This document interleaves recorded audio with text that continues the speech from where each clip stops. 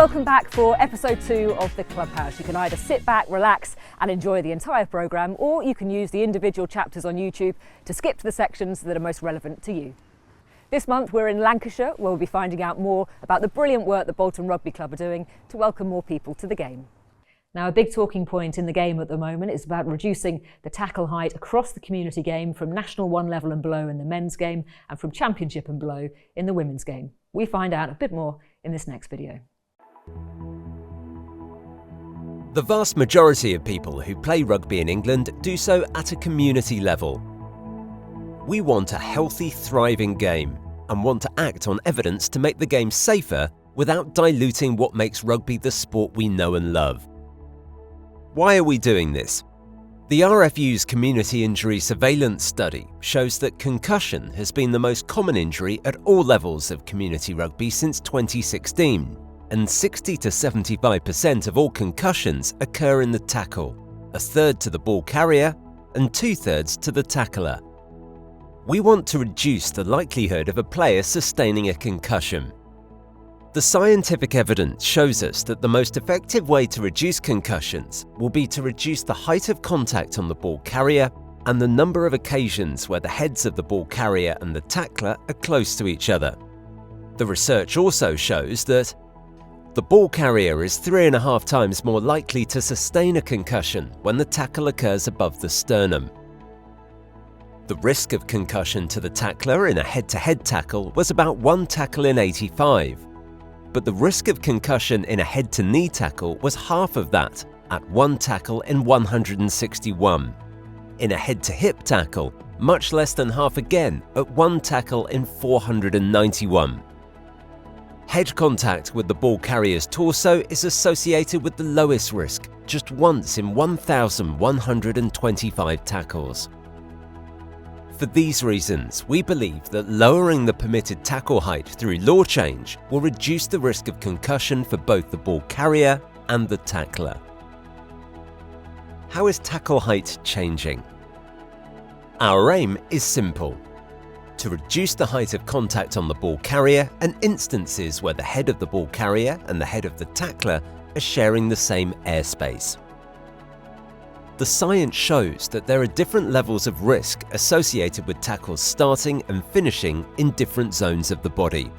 Currently, in the community game, tackling or attempting to tackle above the line of the shoulders in the adult game and above the line of the armpit in the age grade game is not permitted. Analysis has shown that tackles made in the red zone increase the potential for heads to be in the same airspace. By lowering the tackle height down from the red zone and into the green zone, the risk of heads being in the same airspace dramatically reduces.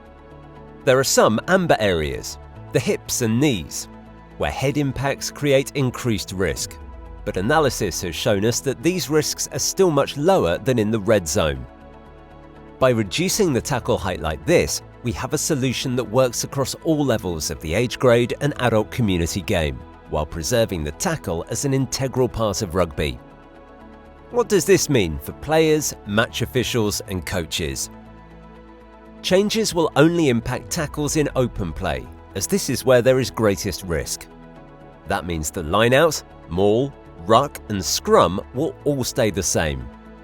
When it comes to open play, match officials will be looking at the actions of both the ball carrier and tackler. Anyone who tackles a player in possession of the ball in open play where the contact starts or finishes inside the higher risk red zone is liable to be penalised. As well as the tackler lowering the height of their tackle, the ball carrier will have a responsibility to not dip into the tackle. Sudden or late change in body height that stops the tackler from making legal tackles is liable to be penalised. When it comes to activity near the try line, nothing will change.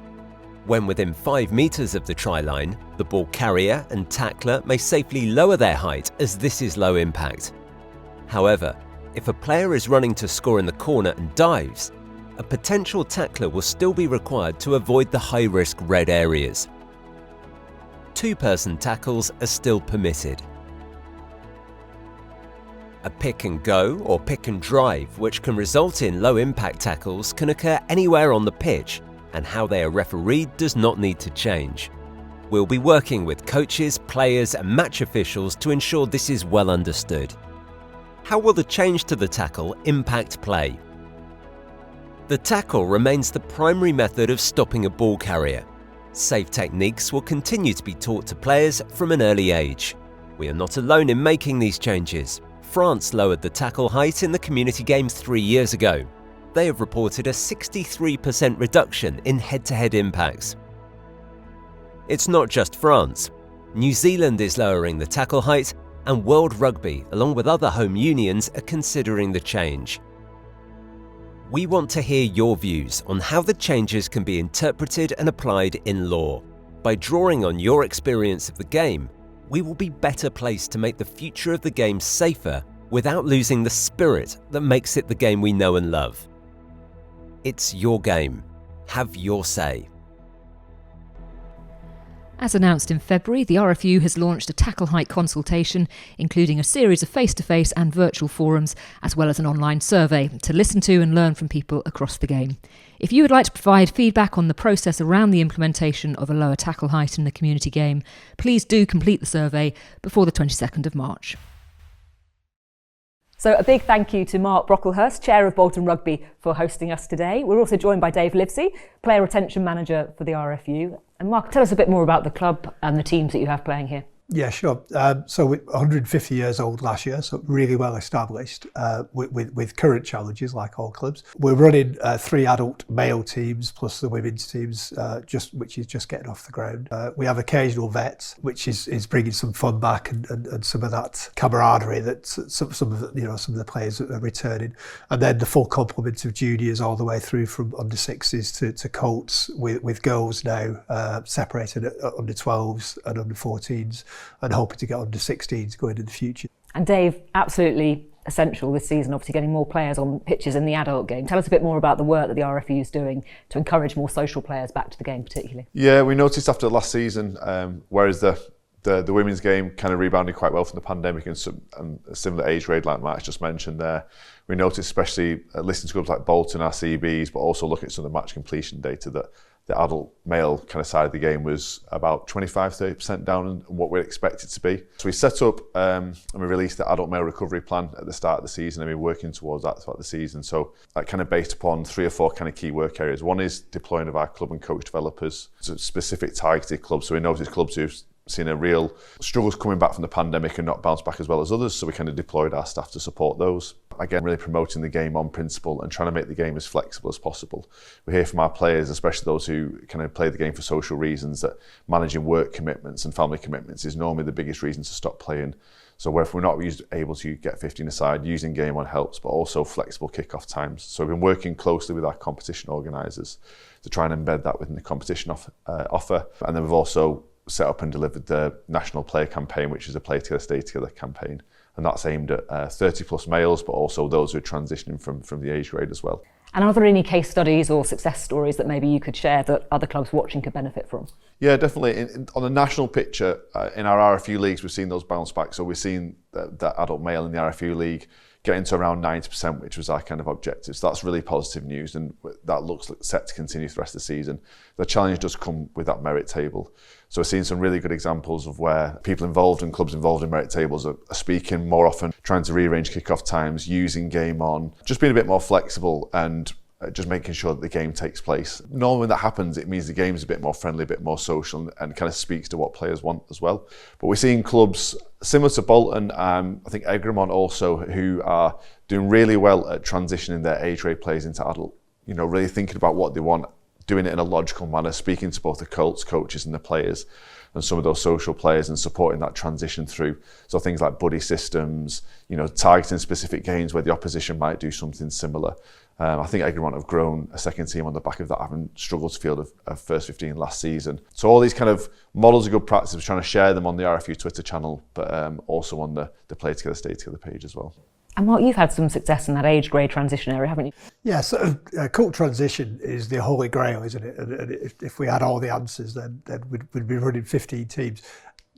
Where it's worked really well is engaging. You've got to really work with that age group. So I actually started to become getting the camaraderie going. Clearly you're going to lose some to universities. You've just got to make it so it's really sticky, so when they come back that you can put them into the squad. So it's going well. If you look at our first team at the moment, probably 10 of the players are all ex-Colts, and some of them have only just made that transition, which is great, and clearly some of our better players as well, which is great. Oh, brilliant to hear. And Dave, you mentioned the Play Together, Stay Together campaign. What's the next phase of that, and how can clubs get involved? Yeah, that linking with all the adult male work we're doing at the moment. So the kind of next phase for us on that is the age rate to adult transition. So our coach developers are currently working with a number of clubs to support that, but also build like a national network of support for those Colts coaches or managers, just a community practice where they can share models of good practice, share challenges and kind of work it out and help support there. The other thing we're doing, we're working closely on the kind of social media side of things. We've seen clubs do really well on being really proactive with their social media. So South Shields, for example, is an example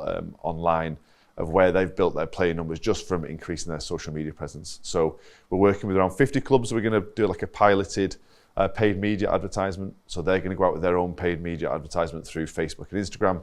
We'll support that with some of our own messaging, and we'll see if that helps in terms of recruitment, and we can learn lessons from that. And there's loads of content available, isn't there, to share? Where's the best place for clubs to go? We have our Facebook social media group, kind of support group, about 500 or 600 members in there now. Again, just sharing good practice on templates they've used to engage with their players or promote their club.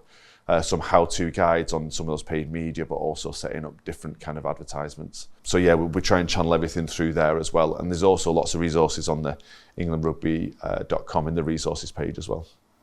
Brilliant, thank you both. And here's an example of some of the content that's available, just to remind some of those social players what they might be missing. Rugby. It's more than a game. It's a union. Ready to give everything for the team. Oh, come on, Tiny, found your boots yet? This is real rugby, where everything else in life gets kicked into touch. It's super subs and spare shorts, piling in for away games, and where was it again?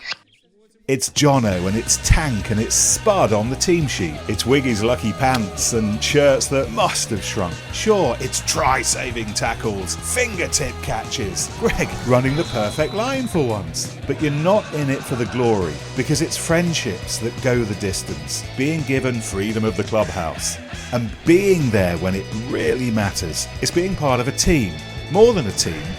It's playing together and staying together, beyond the 80. Return to rugby at your local club. And we're now joined by Alan Moses. And Alan, a big part of your role at the RFU is on inclusion, diversity, growing the game. Tell us a bit more about your role and also the key focus areas. So my role is coach and match official diversity manager within game development.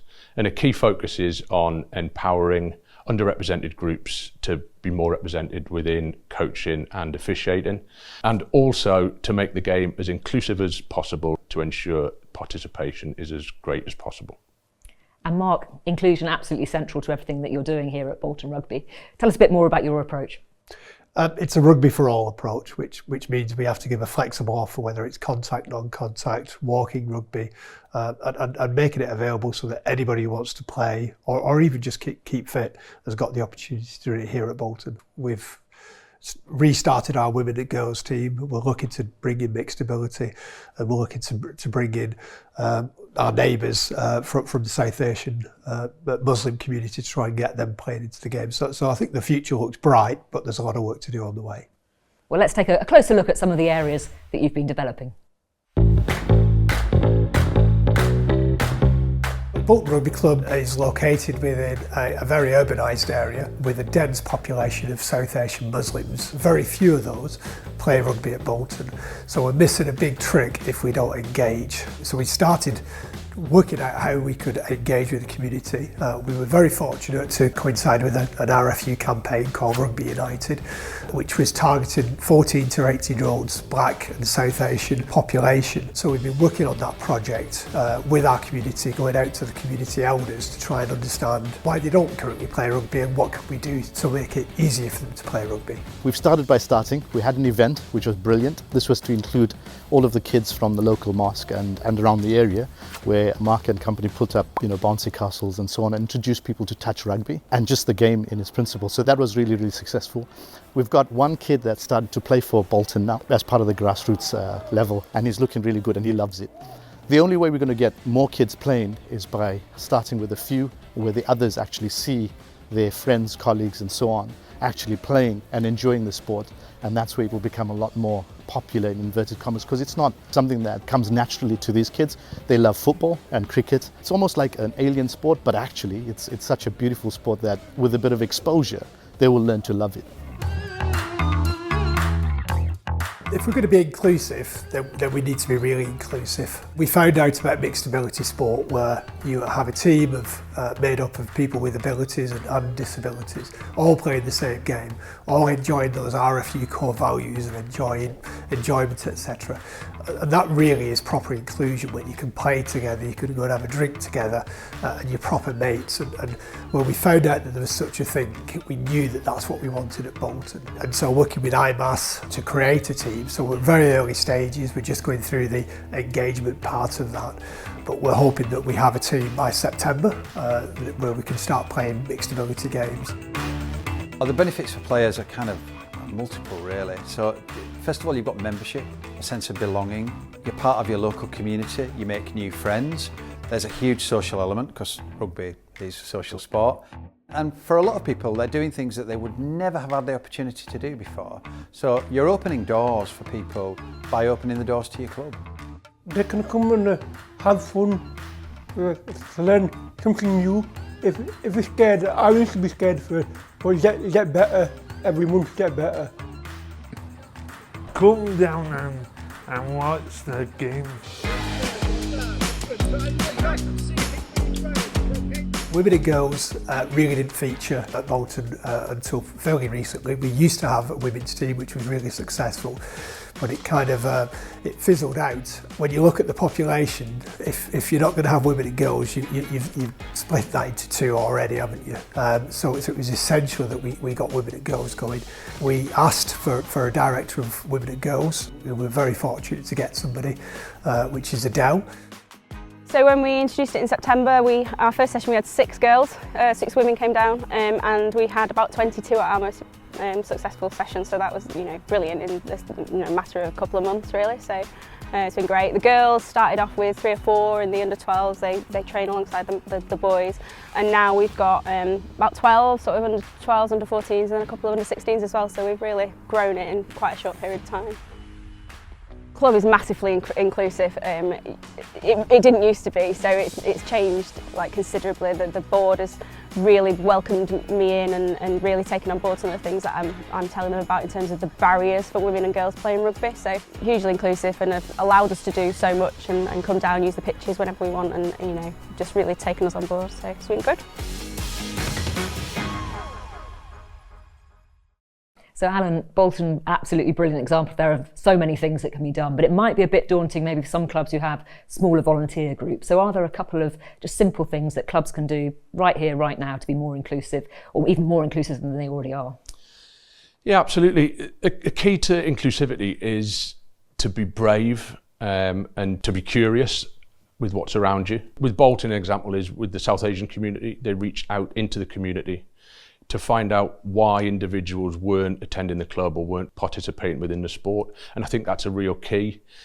We only know what we know. If we go to individuals who are at the club, we find out what we already know. If we go to those individuals who aren't there, who have maybe left the club, who aren't represented, and we look at participation through their lens, then we start to see what the barriers are which are possibly preventing them from turning up. And sometimes we can hear some quite difficult things, but we've got to be prepared for that, because those difficult things become our actions going forward, real positive actions. And if you can work on 1 or 2 of those, they may remove the barriers which are preventing certain underrepresented groups from coming to our club or taking part in our sport, whether that be as a player, coach, referee, or as a volunteer. And your role is obviously closely linked to the opportunities around hosting the World Cup in 2025 in England as well. Tell us a bit more about that and some of the focus areas. So 2025 is potentially a huge springboard for us. Following on from the excellent New Zealand World Cup campaign, where we were just missed out in the final, it raised the profile of the game to girls and boys to participate as players. What we want to do is use this impact campaign to increase the number of women who coach and officiate within our community game, and also to look at how we can raise that profile for coaches and match officials going through the system. And one such conference that we had recently was the Inspire event at Twickenham, which saw 50 female match officials participate, and they were on the field at the start of the match for the Japan game. Brilliant. And to find out more around that Inspire campaign, we joined Leonie Pryor and her team of fellow refs behind the scenes at Twickenham, and we asked them why they're so passionate about getting more people into refereeing.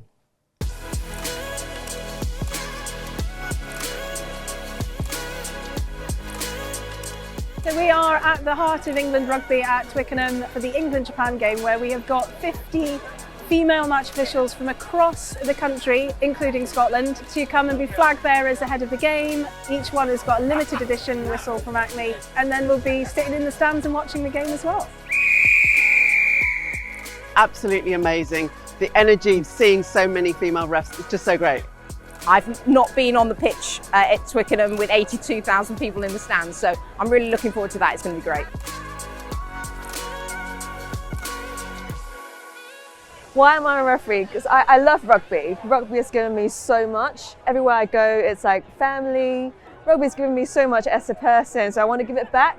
There's not enough referees in the region where I am, Essex, so I thought I'd play my part, make it happen.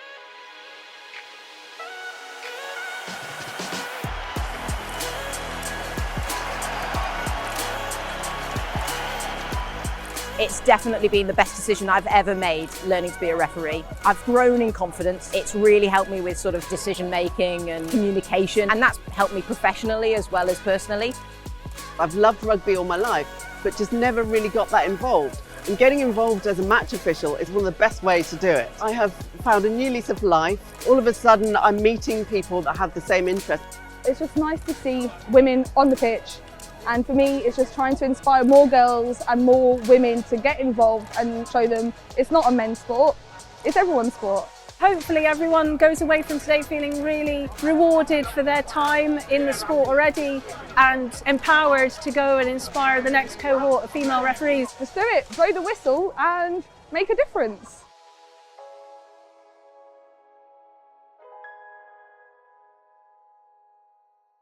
And absolutely integral to the future growth of the game is making sure we create environments that young people want to be part of for years to come. And a number of clubs have asked us how they can get more volunteers from a younger background involved in their volunteer teams. So we've invited Josh Dickens, Junior Chair here at Bolton, to come and give us some ideas, along with Steph Allmark, the RFU Volunteer Manager. So Josh, shall we start with you? Tell us a bit about your role and how it came about. So earlier this year in the summer, Mark and a few of us approached me asking if I wanted to do the job, because they wanted to lower the age for the thing and get more young people involved and to see what we want, and I can chat to the younger people easier than maybe an older person can, and they feel more comfortable around me. So. And tell us a bit about some of the things you've set up since you've been here. We've set up a parents team to help alongside us and help develop like fundraising and stuff like that, because we always need more volunteers.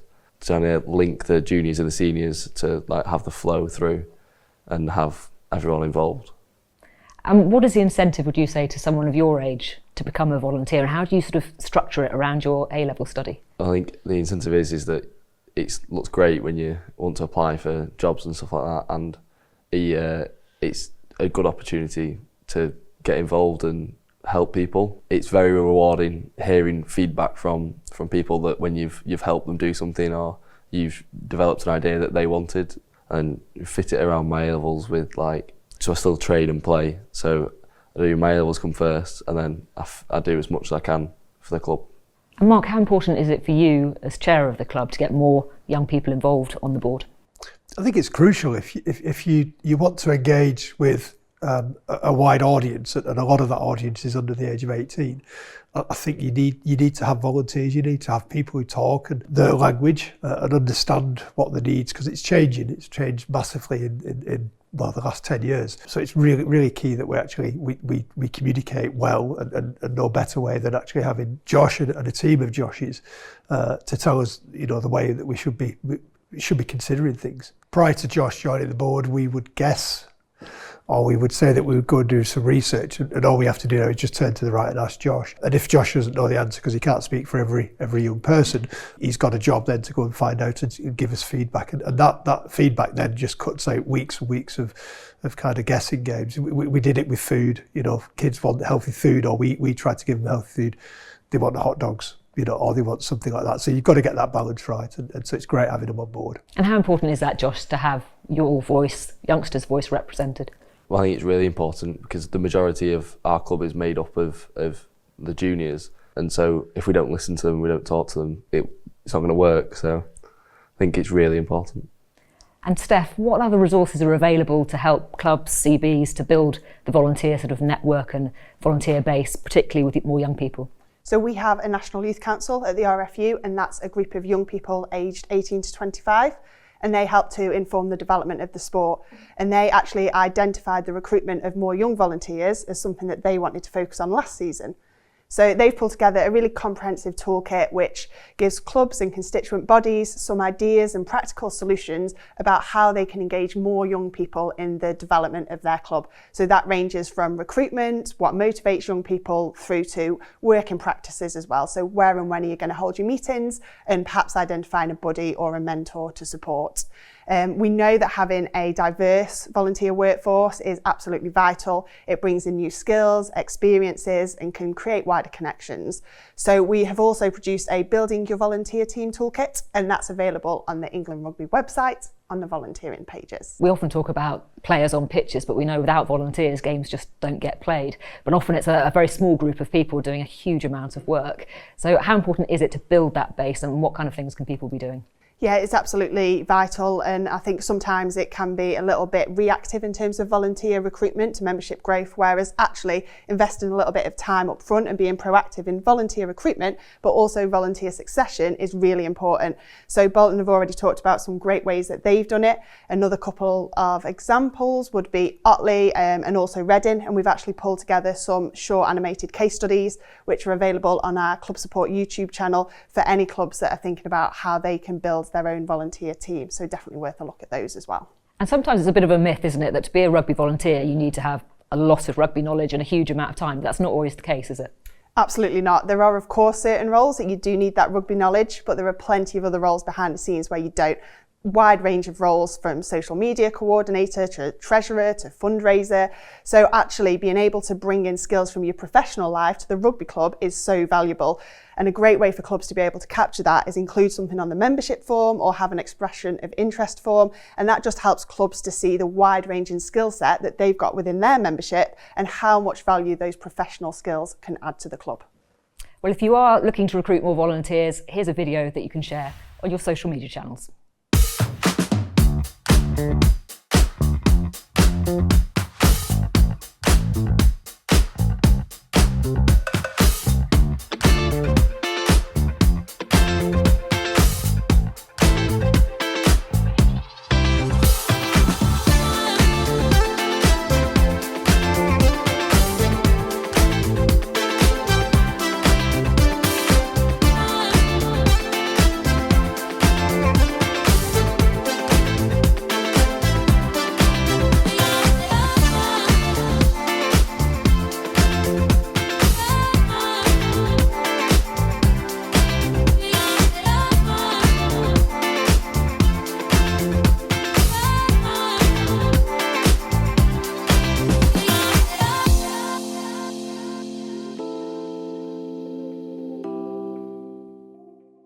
Perhaps one of the hardest jobs at this time of year falls to grounds people with the task of making sure that pitches are playable. But remember, there is support available. The RFU has a team of pitch advisors ready to provide community rugby clubs with free advice and support to develop a pitch maintenance programme. One of those experts offering support is Bolton's very own groundsman, Ian Hart.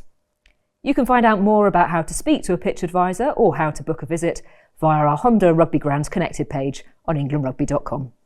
Another way to keep your games on is to use one of the RFU's artificial grass pitches. We caught up with the Rugby 365 team to find out more about how to book and how to make sure you get the rugby club discount.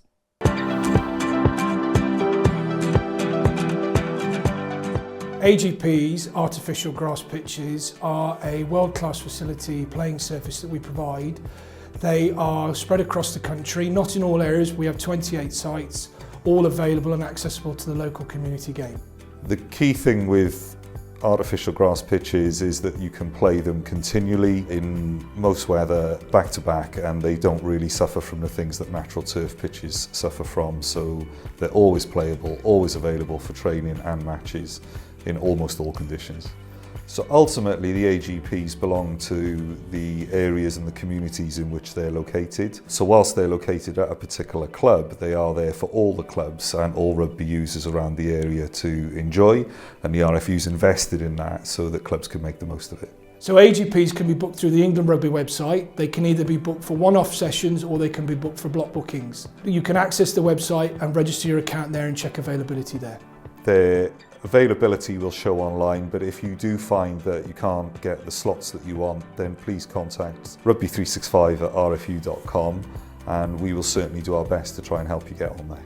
For community rugby, the artificial grass pitches are heavily subsidised, and therefore you can get a half pitch for just under £16 per hour, fully floodlit, and you could get a full pitch for just under £32.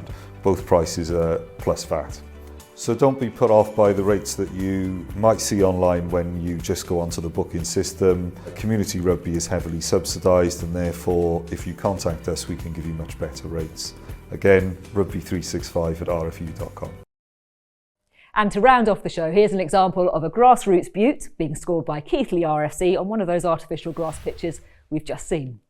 Misty old day at Rose Cottage. The hardcore supporters on the bank with the best view of this Keighley line-out. Ref Tony Smith with a decent one as well, keeping best of order, mauling away on this perfect artificial pitch, part of the RFU's 365 scheme, and scrum half Leon Hobson-Sheriff, who travels back from uni to play for his childhood club. Releasing the ball to Alex Brown, to the recently engaged Alan Ebrell, congrats to him and Mary, Alfie Seeley on the stretch, Big Cheese in the supporters club, to Ben Parkinson. His brother in the back row might be better looking, but all the glory belongs to Ben. Remember to post your team's tries on Twitter, tagging in @RFU, @PremRugby, with the hashtag GrassrootsBeauts. Even if they don't make it onto TV, we can still share them on social media.